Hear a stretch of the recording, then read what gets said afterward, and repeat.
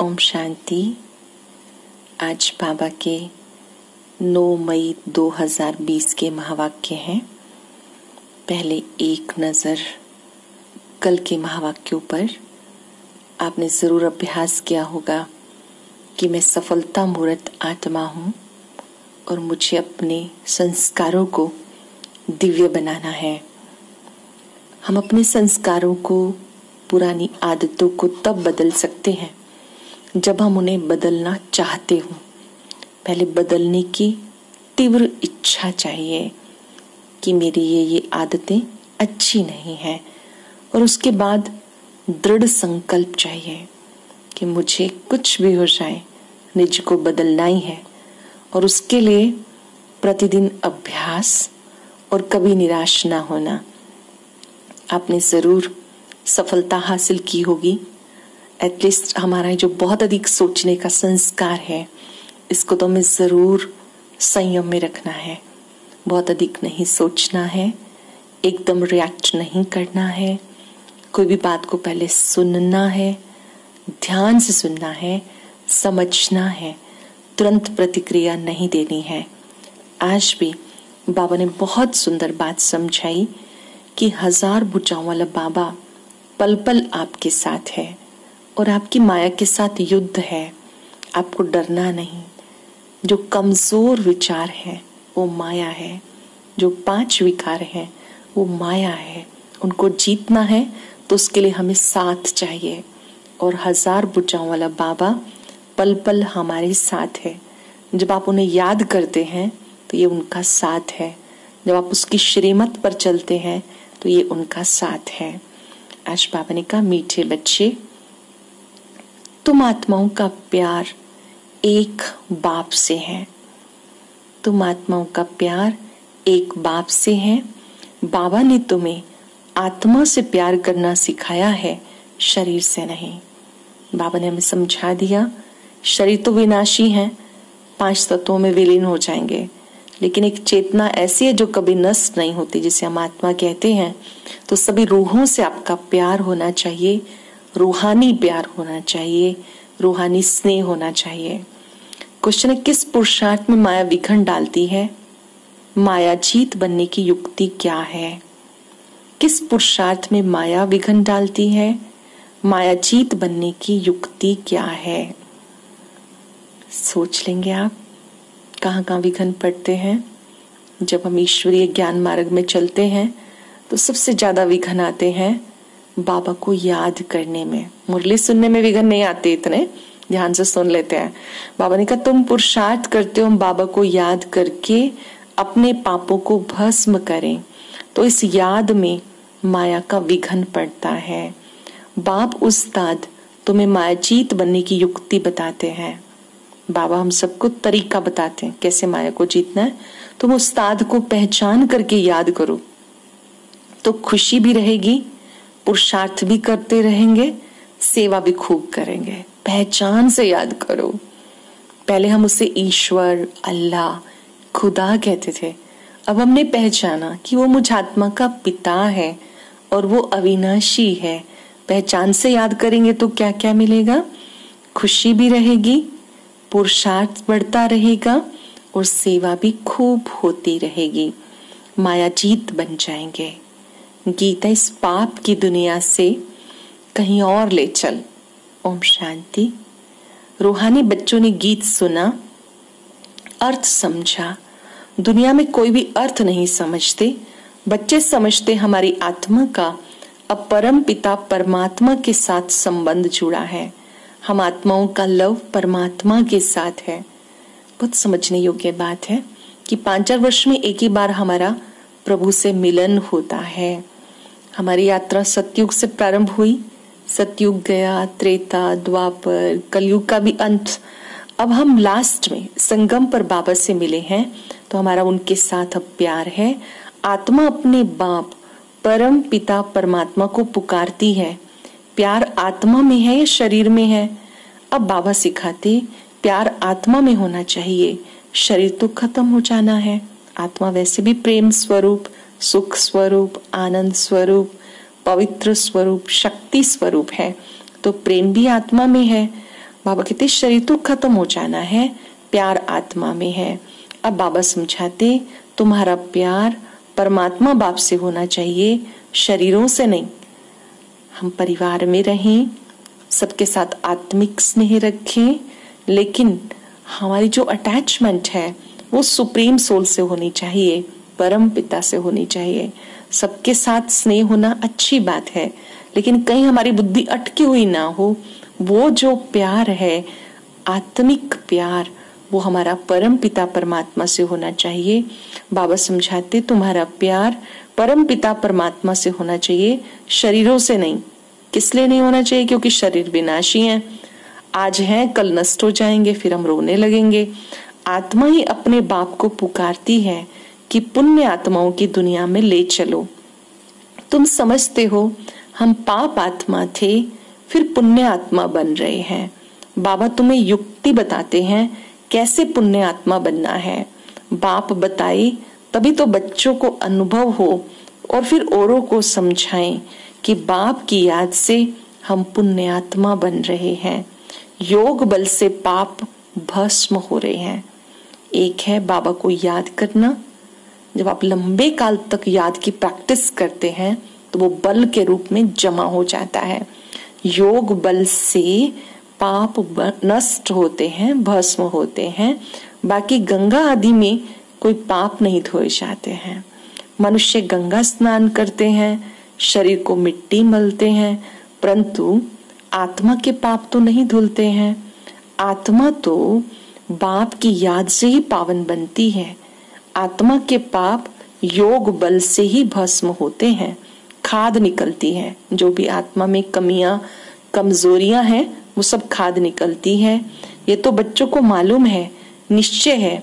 हम बाबा को याद करेंगे तो पाप भस्म होंगे और सदा खुश रहेंगे। बाबा को याद करेंगे तो पाप भस्म होंगे और सदा खुश रहेंगे।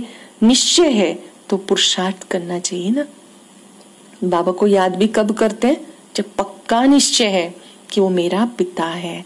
निश्चय बुद्धि विजयंती, निश्चय है तो याद करेंगे। इस पुरुषार्थ में माया विघन डालती है। रुस्तम से माया अच्छी रीति रुस्तम होकर लड़ती है, कच्चे से क्या लड़ेगी।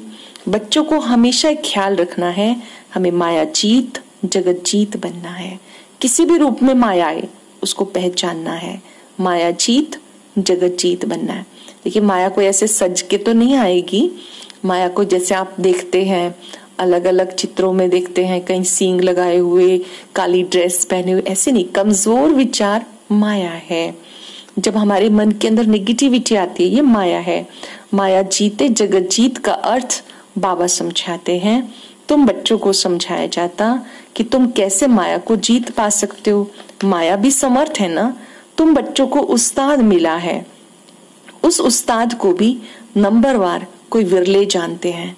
जो जानता है उसे बहुत खुशी रहती है। इस समय भगवान स्वयं हमें माया पर जीतने के तरीके सिखाते हैं, टिप्स बताते हैं। तो उन्हें कोई विरला ही जानता है। पुरुषार्थ भी खुद करते हैं, सेवा भी करते हैं। अमरनाथ पर बहुत लोग जाते हैं और सब मनुष्य कहते हैं विश्व में शांति कैसे हो। अब तुम सबको सिद्ध करके बताते हो कि सतयुग में सुख शांति थी, सारे विश्व में शांति थी। लक्ष्मी नारायण का राज्य था और कोई धर्म नहीं था। आज से 5000 वर्ष पहले जब सतयुग था तो सृष्टि के चक्र को जरूर चक्र लगाना है। चित्रों से बिल्कुल क्लियर बताते हो। कल्प पहले भी ऐसे चित्र बनाए थे। दिन प्रतिदिन इम्प्रूवमेंट होती जाती है। बच्चों को इन चित्रों के द्वारा अच्छी रीति समझाना है कि भारत में श्री लक्ष्मी नारायण का राज्य था। आज भी मंदिरों में चित्र विराजमान है। इसका मतलब वो होकर गए। बाबा कहते हैं फिर से वही नई दुनिया, दैवी दुनिया आने वाली है। अब उस नई दुनिया में जाने के लिए आप तैयार हो रहे हो। फिर से आपको लक्ष्मी नारायण जैसा बनना है। बाबा कहते हैं लक्ष्मी नारायण का राज्य जब था तो यहाँ एक धर्म एक राज्य था। तुम्हें ग्रस्त व्यवहार में रहते भी ये ख्याल चलता रहे कैसे हम पावन बने। तुम्हें ग्रस्त व्यवहार में रहते भी पुरानी दुनिया से ममत्व मिटा देना है। बच्चों आदि को संभालो, धंधा आदि भले करो, लेकिन बुद्धि का योग बाप से लगाओ। अभी बड़ी प्रसिद्ध कहावत है, हाथ काटे दिल यार्डे। हाथों से कार्य करते रहो, बुद्धि परम पिता में लगी रहे। बाबा ने कहा भले बच्चों को संभालो, अपने घर का कार्य करो, ऑफिस का कार्य करो, लेकिन बुद्धि का योग बाबा से लगा रहे। बच्चों को खिलाओ पिलाओ, स्नान कराओ, बुद्धि में बाबा को याद करो, क्योंकि जानते हैं शरीर पर पापों का बोझा बहुत है, इसलिए बुद्धि बाबा की तरफ लगी रहे। एक बाप को याद करते रहेंगे तो आत्मा निरोगी बन जाएगी। ये 5000 वर्ष पहले भी बाबा ने बच्चों को समझाया था। बाबा कितनी सहज युक्ति बताते, कोई तकलीफ नहीं। कोई कहे हम तो ये नहीं कर सकते, हमें बहुत तकलीफ लगती है, याद की यात्रा बड़ी मुश्किल है। अरे क्या तुम बाबा को याद नहीं कर सकते हो? बाबा को थोड़े भूलना चाहिए, बाबा को तो अच्छी रीति याद करना है। कभी ये नहीं कहना कैसे याद करे, मन भटकता है, ये तो अभ्यास से मन टिक जाता है। बाबा ने कहा कभी ये नहीं कहना कैसे याद करें, बल्कि जानते हैं कि अच्छी रीति याद करेंगे तो विक्रम विनाश होंगे, एवर हेल्दी बनेंगे, नहीं तो बनेंगे नहीं। तुम्हें राय बहुत अच्छी मिलती है, एक टिक दवाई होती है ना, हम गारंटी करते हैं योग बल से 21 जन्म तक कभी भी रोगी नहीं बनेंगे। सिर्फ बाबा को याद करो, इसी में मेहनत है। बाबा कहते इसमें बहुत मेहनत है। जब आप अपनी बुद्धि को बाबा में टिकाते हो, बाबा को याद करने का मतलब क्या होता है? बाबा के गुणों को याद करना कि मेरे बाबा सुख के सागर हैं, प्यार के सागर हैं, आनंद के सागर हैं, सुख के सागर हैं। बाबा को याद करना मतलब बाबा के स्वरूप पर टिकना। पहले आप 5 सेकंड 7 सेकंड उस बिंदु स्वरूप में तीसरे नेत्र से टिकने का अभ्यास करें, तो इससे बाबा कहते हैं आपको बहुत अच्छी शक्ति मिलेगी। पर निश्चय पक्का हो तो याद करें ना, निश्चय पक्का नहीं तो माया गिरा देती है। बाबा कहते मन मना भव, चलते फिरते भी अपने मन को बाबा में लगाते रहो, मन मना भव हो जाओ, अंत मते सो गति हो जाएगी। याद से फायदे लिख रहे हैं ना हम सब। बाबा को याद करेंगे तो अंत मते सो गति। अंत में कौन याद आएगा? जिसको बहुत समय से याद किया होगा, बहुत काल का अभ्यास होगा, तो अंत में भी बाबा याद आएगा, सदगति हो जाएगी। अब नाटक पूरा हो रहा है, वापस घर जाना है। अब ये नाटक पूरा हो रहा है, सृष्टि चक्र के अनुसार हमें वापस घर जाना है। बाबा कहते तुम्हारा काम है अच्छी रीति पुरुषार्थ करना। श्री बाबा की याद में बुद्धि ठहरेगी तो आत्मा पावन बनेगी। कभी भी पुरुषार्थ में ठंडा नहीं होना, माया को पहलवान देख के हार्ट फेल नहीं हो जाना। माया के तूफान बहुत आएंगे, माया भिन्न भिन्न रूपों में आएगी, उसको देख करके कमजोर नहीं हो जाना। ये भी बच्चों को समझाया, आत्मा ही सब कुछ करती है, शरीर तो खत्म हो जाएगा, आत्मा निकल गई, शरीर मिट्टी में मिल जाएगा। वो फिर ये शरीर आदि तो जला दिया जाता है, फिर उसको याद करके रोने से फायदा क्या? आत्मा तो मरती नहीं है, शरीर मिट्टी में मिल जाता है, जल जाता है। आत्मा एक शरीर छोड़ दूसरा ले लिया, अब तुम कितनी ऊंची कमाई कर रहे हो, ये तुम्हारी कमाई जमा हो जाती है, बाकी सबका माइनस हो जाता है। बाबा भोला भंडारी है, तुमको चावल मुट्ठी के बदले 21 जन्म के महल देता है। कितनी सच्ची कमाई आप जमा कर रहे हो। जो कुछ भी आप यज्ञ में सफल करते हो 21 जन्मों के लिए जमा हो जाता है। बाबा कहते जितना चाहे उतना जमा कर लो। संगम युग जमा करने का युग है, जितना चाहो जमा कर लो। बाबा इतना समझाते हैं, फिर भी कोटों में कोई में कोई ही पावन बनते हैं। बाप तो भोलानाथ है ना, बाबा तो देने आया है। बाबा के बहुत सारे नाम है। अमरनाथ है, अमर आत्माओं का पिता होने के कारण अमरनाथ है। हमें पापों से मुक्त होने की विधि बताते हैं, इसलिए पाप कटेश्वर है।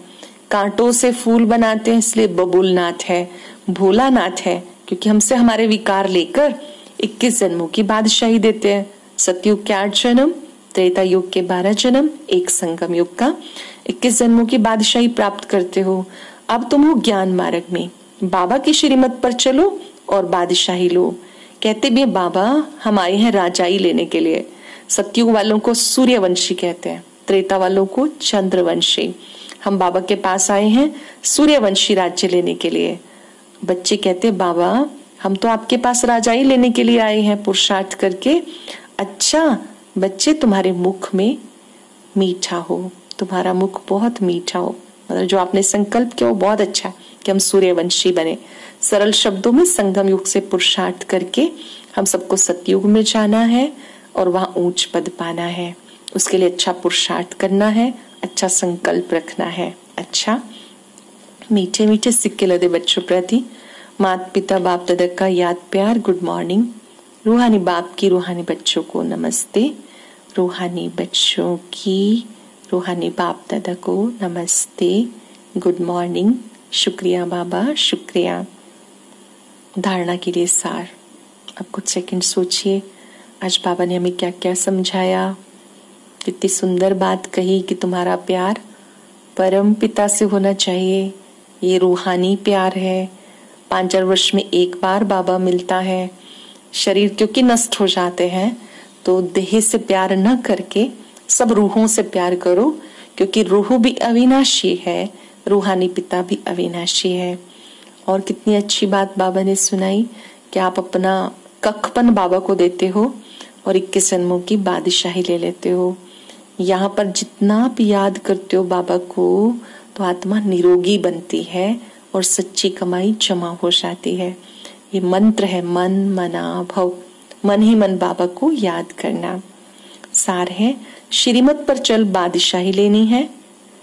चावल मुट्ठी दे 21 जन्मों के लिए महल लेने हैं।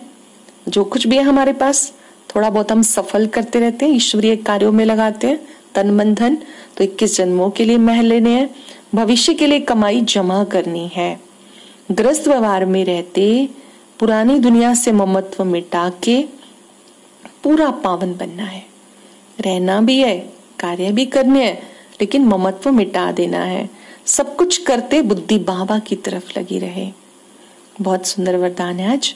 1000 भुजा वाले ब्रह्मा बाप के साथ का निरंतर अनुभव करने वाले सच्चे स्नेही भव। वर्तमान समय 1000 भुजा वाले ब्रह्मा बाप के रूप का पाठ चल रहा है। जहां पर भी यादगार में ब्रह्मा जी को दिखाया है वहां सहस्त्र भुजाएं दिखाई हैं। तो ब्रह्मा जी अकेले नहीं है कार्य में, बच्चे भी मददगार हैं। जैसे बच्चा आपके साथ मदद करता है, आप कहते हो मेरा राइट हैंड है, तो हम सब बाबा के साथ बाबा के कार्य में सहयोगी हैं। बाबा जैसे नई दुनिया बनाने का कार्य कर रहे हैं तो हम भी बाबा के साथ हेल्प करते हैं। खुद को बदलने का कार्य है, दूसरों को संदेश देने का कार्य है, घर घर को स्वर्ग बनाने का कार्य है, तो हम सब भी बाबा की भुजाएं हैं। तो बाबा ने कहा ब्रह्मा को 1000 भुजाओं वाला दिखाते, उसका पार्ट अभी चल रहा है। जैसे आत्मा के बिना भुजा कुछ नहीं कर सकती, वैसे बाप दादा के बिना भुजा रूपी बच्चे कुछ नहीं कर सकते। हर कार्य से पहले बाप का सहयोग है। जब तक स्थापना का पार्ट है बाप दादा बच्चों के हर संकल्प और सेकंड में साथ साथ है। संगम युग पर बाबा बच्चों के साथ साथ है, हर संकल्प में भी साथ है, हर समय भी साथ है। इसलिए कभी भी जुदाई का पर्दा डाल वियोगी नहीं बनना। प्रेम के सागर की लहरों में लहराओ, गुणगान करो, लेकिन घायल नहीं बनो। बाबा को याद करो, प्यार करो, शक्ति भरो। बाप के स्नेह का प्रत्यक्ष स्वरूप सेवा के स्नेही बनो। बाबा से प्यार तो मना बाबा की सेवा से भी प्यार। प्रभु का संदेश सबको देने की सेवा, ईश्वरीय कार्यों में मदद करने की सेवा। प्रभु से प्यार है तो उसके कार्य में भी मददगार बनो। स्लोगन है अशरीरी स्थिति का अनुभव व अभ्यास ही नंबर आगे आने का आधार है। चलते फिरते अशरीरी स्थिति का अनुभव करना है, यह अभ्यास हमें आगे बढ़ाएगा। अशरीरी स्थिति का अभ्यास चलते फिरते हर घंटे में 1 मिनट अभ्यास करना कि मैं आत्मा इस देह से न्यारी हूँ और इससे पार्ट बजा रही हूँ। जितना अभ्यास करेंगे उतना आगे बढ़ते जाएंगे। अभी हम कल तक अभ्यास करेंगे। 1000 भुजाओं वाला बाबा पल पल मेरे साथ है। मेरा प्यार परम पिता परमात्मा से है। मैं भाग्यवान आत्मा हूँ जो भगवान मुझसे प्यार करता है। 3 मिनट के लिए एकाग्र हो जाएंगे। महसूस करें मस्तक में विराजमान। मैं प्रेम स्वरूप आत्मा हूं। 3 सेकंड तक मस्तक में चमकने वाले बिंदु को निहारते रहें। मैं भाग्यवान आत्मा हूं जो भगवान मुझसे प्यार करता है। मन ही मन दृढ़ संकल्प, अब मुझे एक को ही याद करना है।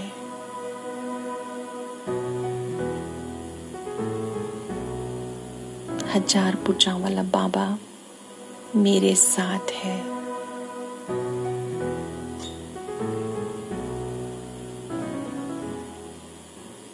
मेरा तो एक बाबा, दूसरा ना कोई।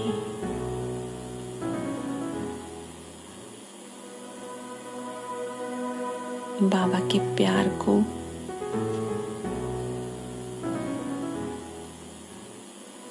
अपने ऊपर फाउंटेन के रूप में आता हुआ देखें।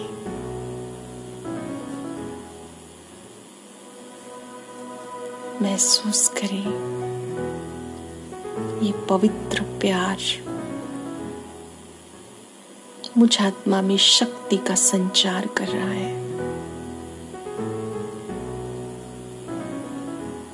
कम से कम 3 बार इस संकल्प को दोहराएं। मेरा तो एक बाबा, दूसरा ना कोई। मेरा तो एक बाबा, दूसरा ना कोई। ओम शांति शांति। ओम शांति। अभी स्क्रीन पर आप जो बाबा की फोटो देख रहे हैं इसको टच करें और एक बहुत अच्छी क्लास सुने।